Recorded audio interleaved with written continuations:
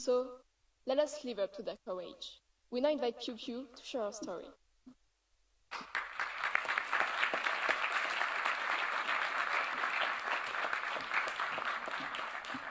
မင်္ဂလာပါ Bonjour à tous. Good afternoon, ladies and gentlemen. I am Piu Piu. Before I introduce myself, I would like to thank the Secretary General, Madame Jumalapali, the team Clement, Veronique, Diane, my friend Vivienne, and everyone here for giving me a chance to give a testimony at the opening ceremony of Clement 2025. It's an honor to be a part of this, especially when it's about rights and freedom. For I come from a country where millions of people don't have basic human rights or have the minimal freedom to discuss about this. I am a celebrity singer-songwriter performer from Burma and a political refugee in France. Yes, I come from Burma, also known as Myanmar. I guess many of you haven't heard much about it because it's well hidden. Yes, it has been well hidden from the world by the military regime, which ruled it for more than 6 decades. Myanmar is actually the largest continuous land piece in Southeast Asia, rich in natural resources, from gold, jade, ruby, to rare earth, and situated between the two powers, China and India. It is quite the same size as France, with a population of 60 million people. But unfortunately, only 50 million are inside the country.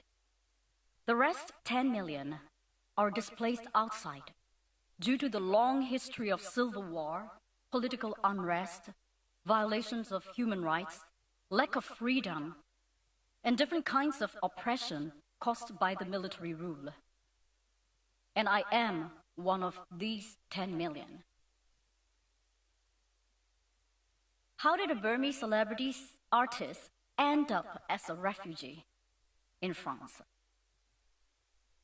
At the dawn of the 1st February 2021, the first day of the parliament of our newly elected democratic government, my country has been seized by the comeback military coup, arresting our president, our state councillor Aung San Suu Kyi, and almost all of the parliament. It was followed by a huge uprising all over the country. A few weeks later, the hunters started to gun down the peaceful protesters. I published a song called Tears on my social media with the footages of the violent crackdown of the peaceful protest. The song became viral and the hunter put me on the warrant list with the accusation of defaming the state under the Penal Code 505A, in which the accused can be imprisoned for at least 3 years. You might be wondering if it's really possible to imprison an artist for publishing a song on a social media in 21st century, right? Yeah, it is possible in Myanmar. I had 2 choices. One is to apologize to the hunter, appease with them, make a deal not to involve in the politics again, and shut my mouth, pretend that nothing has ever happened in Myanmar, continue my career as a megastar, and let them use my image for their normalization propaganda to the world that everything is fine in Myanmar. Otherwise, I would get arrested and go to the notorious prisons of Myanmar. Another choice is to leave my successful career, my comfortable life, my wealth, my family, my home, my fans, everything I built and cherished for 20 years, to become a fugitive and end up in a third country like a nobody. I chose the second option because I couldn't shake the bloody hands of the hunter who have killed and tortured thousands of my fans and my fellow citizens. My choice had huge risk and consequences, of course. Finally, I had no choice but to decide to leave my country and everything I cherish. In the darkness of the one rainy night, I mustered all my courage and crossed the river between Myanmar and Thailand on an old Michelin tire. Yeah, that Michelin tire. Well, that's how I ended up in Clermont-Ferrand, don't you think so? Well, that was a nightmare for me that night, actually.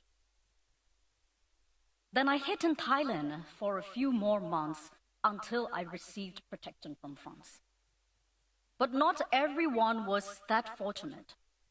Some of my fellow resistant artists got arrested, some imprisoned, and one famous musician got killed in the frontiers.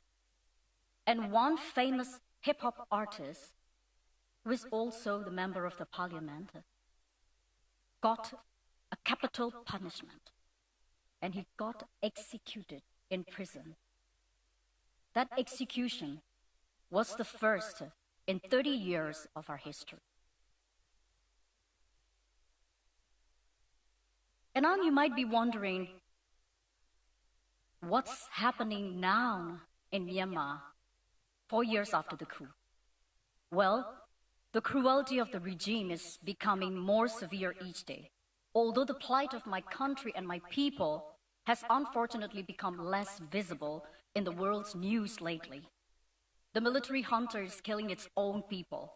They continue to commit crimes against humanity, targeting civilians, schools, hospitals, places of worship. There are already 30,000 people arrested, nearly 10,000 people murdered, not only in prisons or in conflict areas, but also from daily airstrikes by hunters' fighter jets on civilians' residential areas and war camps, destroying hospitals along with their patients and leaving temporary schools with bloody classrooms. About 3.5 million internally displaced people across the country, and hundreds of thousands of children without access to proper education, healthcare, and vaccination.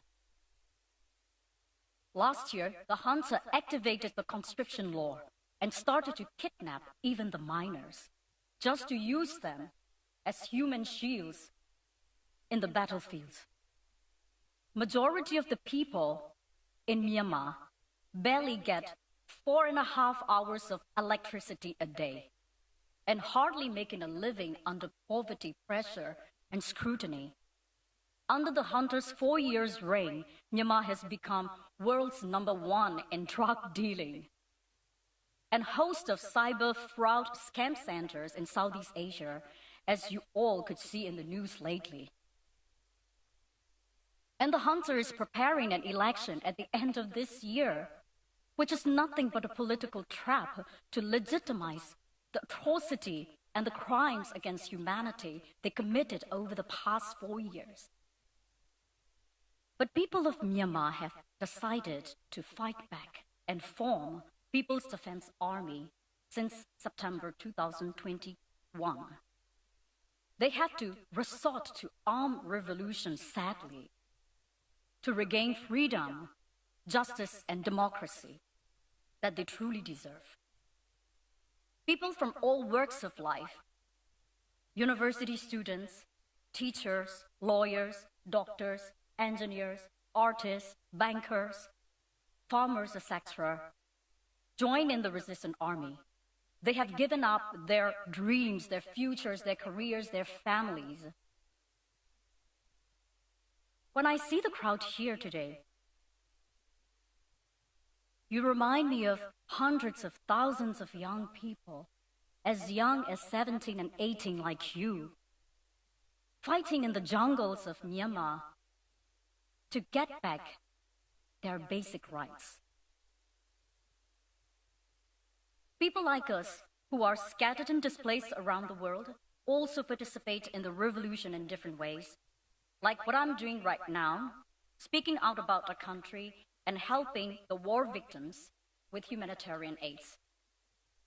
As an exile-resistant artist, I toured around the world since the end of 2024, singing fundraising charity concerts in London, Seoul, Sydney, Melbourne, and Tokyo to support the displaced people in war-torn areas, to unite Myanmar diaspora, and to increase the awareness of our forgotten war in the international scene. As a result of that, 4 months ago, the junta revoked my citizenship.